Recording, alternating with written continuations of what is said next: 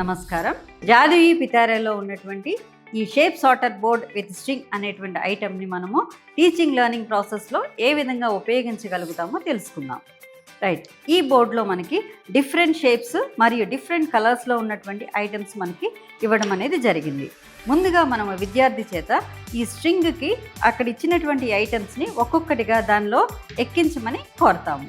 అయితే ఆ ఎక్కించే క్రమంలో విద్యార్థికి ఫైన్ మోటార్ స్కిల్స్ అనేది అక్కడ డెవలప్ అవ్వడం జరుగుతుంది.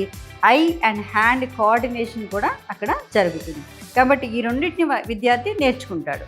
నెక్స్ట్ మనము దీనిని ఇదే ఐటెంని మనం వేరు షేప్స్ మనం చూపిస్తున్నాము, వేరు కలర్స్ మనం చూపిస్తున్నాం కాబట్టి కలర్స్ ఐడెంటిఫికేషన్ ఉంటుంది. ఆ కలర్ ఇది ఎల్లో అనేది అతను నేర్చుకుంటాడు, నేమింగ్ ఆఫ్ ద కలర్ నేర్చుకుంటాడు, కలర్ తెలుసుకుంటాడు. నెక్స్ట్ షేప్స్ వేరేగా ఉన్నాయి అనేది క్లాసిఫై చేయగలుగుతాడు. నెక్స్ట్ ఈ బోర్డులో వాటిని ప్రాపర్ ప్లేస్లో దాన్ని ప్లేస్ చేయడం అనేది నేర్చుకుంటాడు.